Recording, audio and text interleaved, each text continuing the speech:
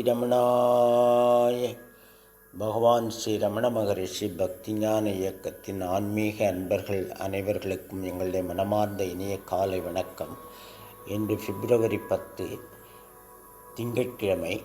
நாம் தியானிக்க இருக்கும் தலைப்பு உணர்வு ஒன்றே. நமக்கு 3 அவஸ்தைகள் உள்ளன.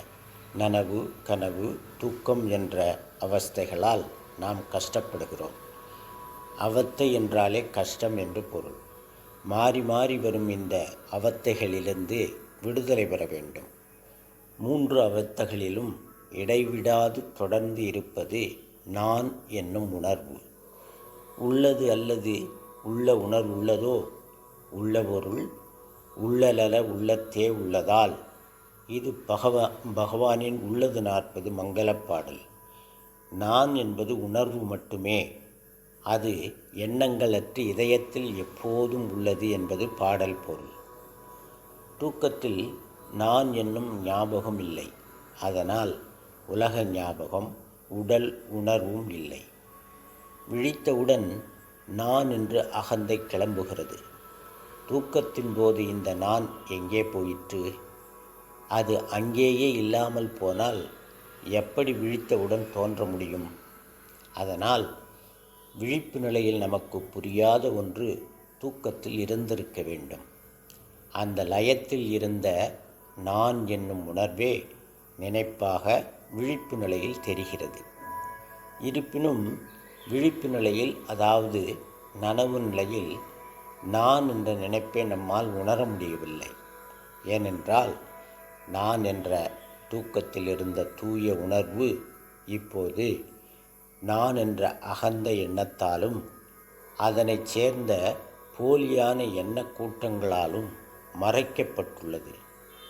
பகலில் பிரகாசிக்கும் சூரியனை மேகங்கள் மறைப்பது போல் எண்ணக்கூட்டங்களாலான அகந்தை மறைப்பதால் விழிப்பு நிலையில் நான் என்னும் உணர்வு நமக்கு தென்படுவதில்லை.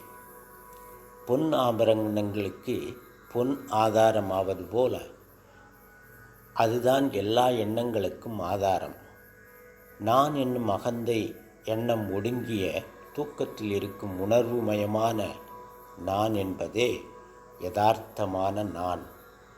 நனவு, கனவு, தூக்கம் ஆகிய 3 நிலைகளிலும் இருக்கக்கூடியது இந்த நான் என்னும் உணர்வு மாத்திரமே. நனவு என்ற விழிப்பு நிலையிலும் தூக்கத்திலும் இருந்த தூய நான் என்றும் உணர்வே அகந்த எண்ணமாகவும் மற்ற எண்ணங்களாகவும் விரிந்து தன்னை வெளிப்படுத்திக் கொள்கிறது. பாலில் நெய் மறைந்திருப்பது போல் எண்ணக்கூட்டத்தினிடையே நான் உணர்வு மறைந்துள்ளது. இந்த தூய உணர்வு இல்லாமல் நான் என்ற அகந்த எண்ணமும் மற்ற எண்ணக்கூட்டங்களும் இருக்க முடியாது. இதுவே ஆதாரம். யதார்த்தமான தூய நிலையில் தூக்கத்தில் இருந்த நான் விழிப்பு நிலையில் எண்ணங்களாக தன்னை வெளிப்படுத்தி கொண்ட நான் கனவு அவத்தையிலும் கனவுகளாக தன்னை வெளிப்படுத்திக் கொள்ளுகிறது. 3 அவத்தைகளிலும் நான் என்ற உணர்வில் நிலைத்து நிற்பவர்கள் ஞானிகள்.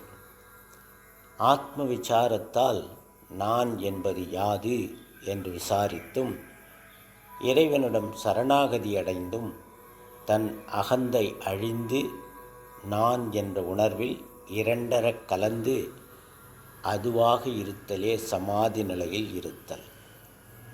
இந்த சமாதி நிலையில் விழிப்பு நிலையிலும் சகஜமாக செயல்பட்டால் அது சகஜ சமாதி நிலை. பகவான் ரமணர் இந்த நிலையில் வழுவாமல் நின்ற ஆத்ம ஞானியாவார். ஓம் தத் சத்.